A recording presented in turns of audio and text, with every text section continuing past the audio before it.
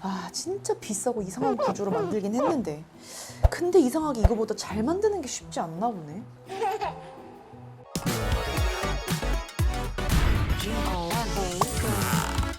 하이 가이스, 권우고입니다. 지난번 브릿지 맥스 플러스 제가 기대를 많이 했다가 실패를 했고 이번에 매직 키보드에 도전장을 내미는 제품이 있어요. 바로 로지텍 콤보 터치입니다. 디자인과 마감을 보면은 패브릭 소재로 전체 마감이 되어 있어서 보기에도 예쁘고 사용을 하면서 손바닥, 그 손끝에 느껴지는 질감도 굉장히 좋아요. 이상하게 애플은 제품 마감은 정말 고급스럽게 잘하는데 액세서리는 어차피 쓰다 버릴 거라는 생각을 하는 건지 마감은 썩 좋지 않게 느껴지거든요. 실리콘 치고 다들 가격은 엄청 비싼데 솔직히 마감은 애플 정품보다 로지텍이 훨씬 좋습니다. 하지만 작은 디테일에서 차이가 나는 게 있어요. 매직 키보드는 열고 닫는 과정에서 뭔가 버벅이는 느낌 없이, 그리고 손이 정확히 어디를 잡고 움직이면 되는 건지 이런 직관적인 경험들이 굉장히 좋거든요. 그런데 이 로지텍 콤보 터치 같은 경우는 구조적으로 키보드 덮개 부분이 좀 흔들릴 수밖에 없어서 그런지 생각보다 펼치는 과정이 그렇게 자연스럽진 않아요. 막 손끝, 손톱까지 써야 되고요. 그리고 또 펼치고 나서는 이 킥백 스탠드를 빼내줘야 되고, 이게 아이패드 화면을 우리가 마주하기 전까지의 과정인데 매끈한 느낌은 아닙니다. 제가 이전에 이 콤보 터치에 정말 관심이 있었던 게 애플 포고핀을 사용하기 때문인데요. 브릿지 맥스 플러스를 소개하면서도 연결 충분히 빠르고 충전도 3주 정도에 한 번씩만 해주면 된다고 많이 좋아졌다라고 제가 얘기를 했지만, 그래도 연결은 연결이고 충전은 충전이잖아요. 배터리 때문에 무게도 늘어나게 되고. 그런데 매직 키보드처럼 이 로지텍 같은 경우는 그냥 케이스를 씌우는 것만으로도 연결이 완료되고 별도의 충전도 전혀 필요 없습니다. 이제는 아이패드 프로용 액세서리라고 하면은 정말 이 정도는 갖춰놔야 뭔가 쓸만한 것 같아요. 애플 매직 키보드 동작 방식은 사실 좀 독특하죠. 아니 도대체 애플 펜슬은 어떻게 쓰라는 거야? 각도가 이거밖에 조절이 안 되는 건 또 뭐야? 욕을 정말 진짜 많이 먹은 액세서리인데, 그런데 여러분, 이 매직 키보드는 애플이 솔직히 진짜 잘 만들긴 했어요.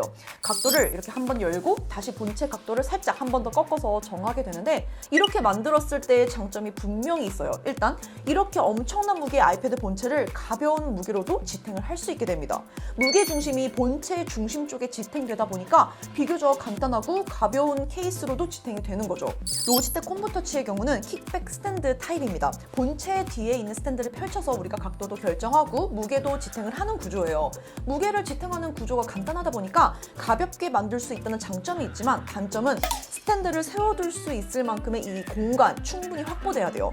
애플 매직 키보드는 무게의 중심을 키보드 위로 가져왔고, 브릿지 맥스 플러스는 무겁게 만드는 대신에 단단한 힌지로 버티게 만들었다면, 로지텍 콤보 터치는 가볍게 만드는 대신에 뒤쪽 공간이 좀 더 필요하게 만들었어요.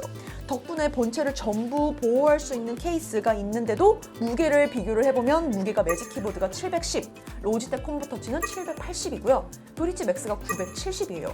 매직 키보드하고 로지텍이 단 70g 차이밖에 나지 않습니다. 하지만 공간 제약이 조금 있다 보니까 카페, 무릎 위에 놓고 쓸 때, 혹은 왜 기차 조그마한 테이블 있죠. 그런데 놓고 사용을 하다 보면은 약간 어떤 공간적인 불편함이 있긴 해요.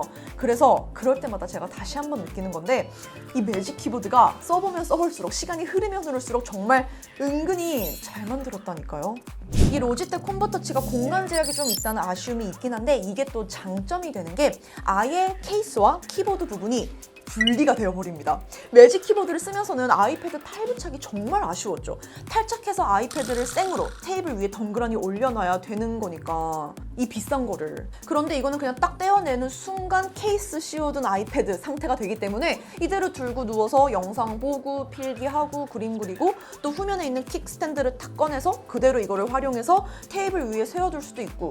그래서 이 부분이 제가 좀 전에 언급했던 키보드랑 같이 사용할 때의 어떤 공간적인 아쉬움을 그냥 아주 가볍게 잊어버리고 잘 쓰게 만들 정도로 굉장히 편한 부분입니다.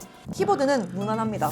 키 트랩을 버리는 매직 키보드보다 살짝 긴 느낌인데, 매직 키보드에 익숙한 저한테도 그렇게 이질감이 느껴지진 않고요. 그리고 또 제일 윗줄에 위치한 이 펑션 키 덕분에 밝기 조절, 볼륨, 그리고 미디어 컨트롤 다 쉽게 할 수 있습니다.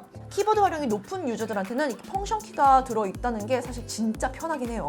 그리고 제가 놀랬던 게 트랙패드예요. 제가 지금까지 사용을 해본 서드파티 제품 중에서 트랙패드가 이렇게 정품이랑 비슷했던 적이 있었나? 이거는 내가 애플 매직 키보드를 대체해서 충분히 잘 쓸 수 있겠다 싶은 정도로 너무 좋았어요. 일단 전체 트랙패드 면적에서 모두 터치 인식이 됩니다. 이게 뭐가 그렇게 중요해? 라고 할 수도 있는데 그런데 막상 사용을 해보면 이게 맥에서도 그렇고 아이패드에서도 그냥 손이 이끄는 대로 가서 누르는 게 익숙해지다 보니까 면적의 한계가 있다면 살짝 불편할 때가 있어요.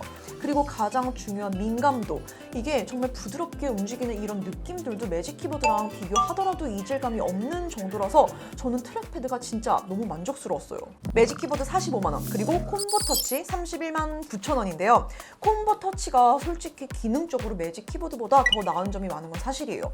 무게도 큰 차이 안 나면서 별도 케이스 용도로 이렇게 활용이 가능하고, 그리고 킥백 스탠드로 또 이거를 유용하게 써먹을 수도 있고, 키보드와 트랙패드 퀄리티 좋고, 매직 키보드와 동일하게 충전도 별도로 필요하지 않고요. 그런데 아이패드에서 하는 작업 중에서 애플 펜슬 비중이 현저히 낮고 나는 거의 키보드 작업이다. 그러면 매직 키보드가 13만 원 비싼 값을 분명히 하긴 합니다.